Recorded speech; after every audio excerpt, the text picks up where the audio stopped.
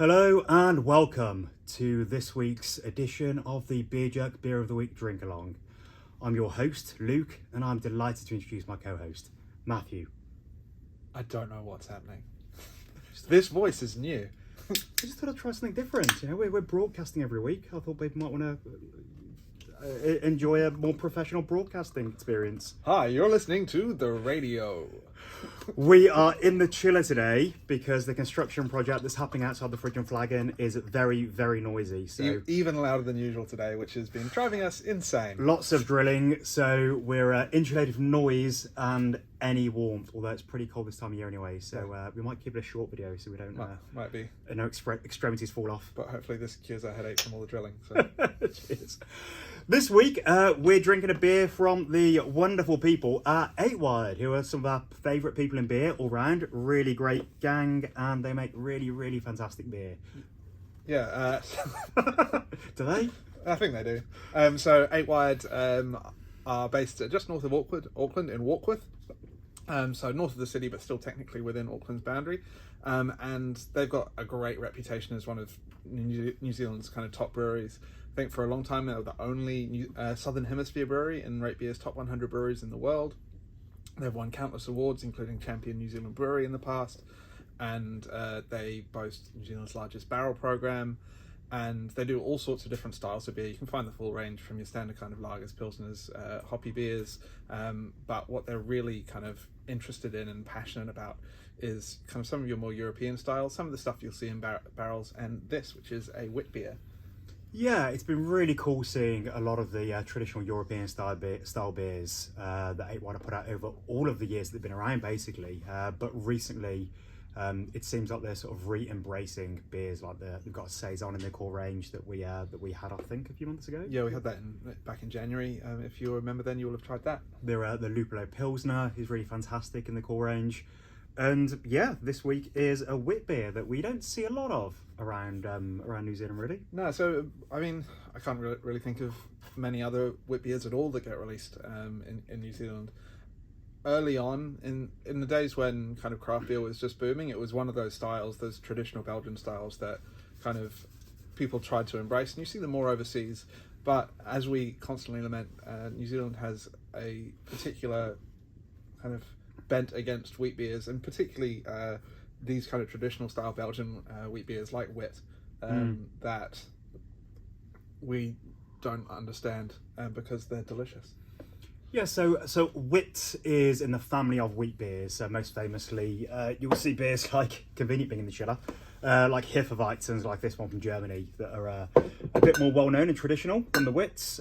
So the most famous Wit that you'll have heard of is Hoegaarden. I don't know how you're supposed to pronounce it. Is that Hoegaarden? Hoegaarden, if you're just pronouncing it like anyone who sees on the menu. Which is obviously hugely popular worldwide and owned by AB InBev. And so the story of Wit is tied intrinsically to the little Belgian town of Hoegaarden. And it was a very popular style for probably a couple of centuries in Belgium, and especially in that little area around the town of Hoegaarden. And it died out in the 50s. And there was a chap called Pierre, who, when he was a boy, he used to help out a local brewer brewing the Wit beer. And then a decade or so later, the final brewery in Hoegaarden closed down, and no one in all of Belgium was making Wits, and Pierre was working as a milkman. And he started home brewing Wit because him and some of his friends wanted to drink it, and things went from strength to strength. There was a real fan base for this traditional, historic, wheaty, citrus-infused beer, and the brewery grew and grew, and eventually there was a fire and it burnt down, and it was a bit of a sad story because he didn't have any insurance. Well, so ideal. Yeah, he'd invested all of his money into growing the brewery, so it was forcibly sold to AB InBev. And then a bit later, so that was in the 80s, I think, and I think in the early 90s, Pierre Celis moved to America, to Texas, and he started the Celis Brewery, or Celis, I'm not sure how you pronounce it. We really should do more research before these. Probably Celis. You're the pronunciation expert on this podcast. So Pierre moved to Texas, and he actually smuggled in the yeast in his tube socks into America.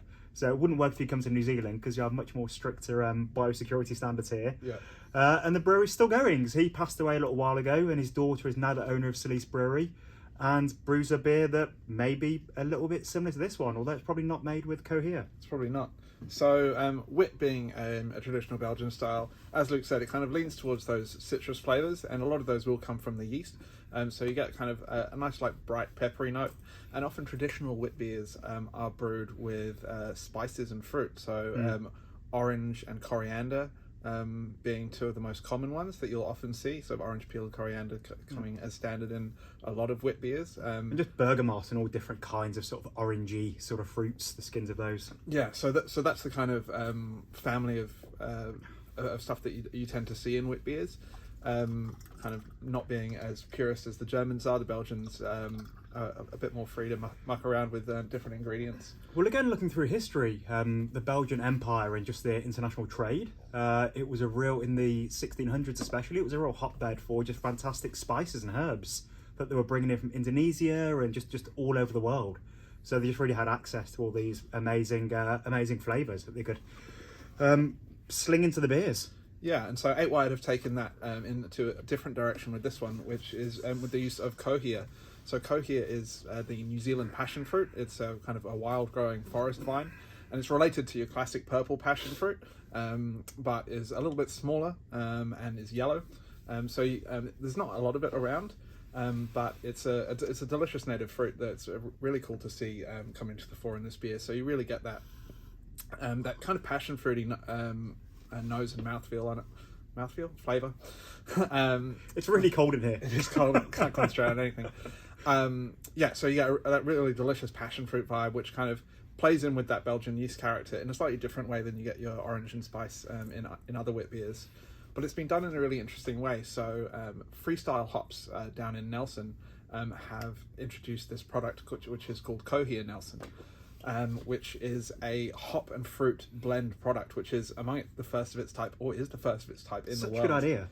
Yeah, it's really cool. So what they've done is they take freeze-dried kind of dehydrated Kohia. So you may have seen in the supermarket, you get your kind of freeze-dried raspberry powders and those fruit powders that you can buy. Fresh As, I think, is the brand that you can see around. So Freestyle have taken a bunch of Kohia that's been freeze-dried, and then they have blended it with pelletized Nelson Sauvin hops into a single product called Kohia Nelson. So that is used like a hop, because it's a hop and Kohia passion fruit blend, and then that's used directly in the beer. So you actually getting that with your hop addition. So it's a really interesting, innovative product, and I think Freestyle have a bunch more experimental products like that under development, where using those kind of dehydrated fruit powders and different ingredients blended with your hops to create a whole new family of ingredients, be able to boost that fruit character that you're getting there. So it's a really kind of exciting cutting edge product that is shining in this beer. It's got that really nice passion fruit character comes through. Yeah, really nice complementary flavours. So it'll be exciting to see where they go next and which other fruits they might incorporate with hops. And yeah, I think it's almost a bit like, I suppose, a fruit tea is the process. And you have, a dried fruit that you have in infuses, which is very similar to how hops are used in brewing a beer. There's a lot of overlap, I suppose. Yeah, for sure. And it's really cool to see those innovative products being used in other beer styles as well. Because I think what Freestyle when I had to chat to them, they had it in mind as kind of something to kind of up your fruitiness, particularly in your New Zealand IPAs, hazy IPAs, and stuff like that, where you're kind of really leaning into that tropical fruit character. And how can we boost that flavour without being purist about it? Like a lot of the Reinheitsgebot Germans would be turning in their graves at the thought of people blending fruit with their hops as part as an ingredient that you can buy. But I don't know, for me, and I think for us, seeing those kind of innovations in ingredients is really kind of broadening the flavor profiles that we can get out of beer, and the way we can improve our processes to get more fruit character out of beer with less waste and less risk of secondary fermentation and other kind of complications that can arise from using stuff like fruit in beer. But being able to extract those flavors in a really cool way is it's really exciting and innovative. And it's really brilliant. Obviously, one of the things that we love the best is collaboration and just seeing good innovation come out of partnerships and people working together. And just with Freestyle Hops creating this new ingredient, and then so they approached 8 Wide. I think they were maybe the first brewer to work with these hops, and they were probably expecting them to put them in a hazy IPA or something like that. And obviously, with 8 Wide's European sensibilities, it was the first thing they thought of. Like, obviously, it's going to be a citrussy wit that's going to work nicely, and it's a true New Zealand beer that's honouring European traditions. Yeah. And I think it's a really tasty beer. Yeah, absolutely. So as I said, kind of you get that really nice bright citrusy note. There's a bit of yeast character in there as well, but it's a bit more restrained compared to a lot of other wits. It's definitely kind of dialed back a little for the New Zealand palate, I think. It's not extreme or over the top at all. It hasn't got those powerful esters. You get those clovey notes often in the wit beer. That phenolic note, which is something that I think a lot of people associate with wheat beers and wits in particular, which is it's a bit more restrained on this one. So. It's very easygoing, smashable beer. Yeah, it's a very nice beer. So we have a little bit more available on the website if you'd like to check it out. We also have another incredible selection from 8 Wide on the website at the moment, which is a selection of their some barrel-aged sours. So Luke's gone walkabout again to kind of dig some out. So we have 3 of 8 Wide's barrel-aged sours in stock on the website at the moment, in a mixed case with this awesome Teku glass, which exclusive, rare, beautiful to drink out of. Yeah, so that is their Flanders Red, their Imperial Oud Bruin, and their Wild Fujar barrel-aged sour ale, which is a fantastic little 4-pack there with the 3 beers in the glass. So if you wanted to check out more of what 8 Wide does, you can grab one of those on the website. And those glasses are really limited, so we don't have many of those boxes left. Yeah.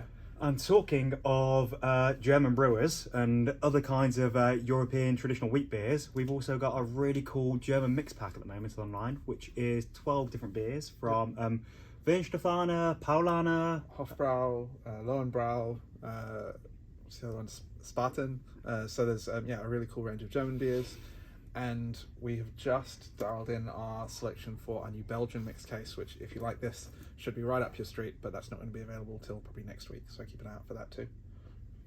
Well, thank you for joining us here in our big chiller, and look forward to seeing you next time. We're going to go somewhere warm. Cheers. Cheers.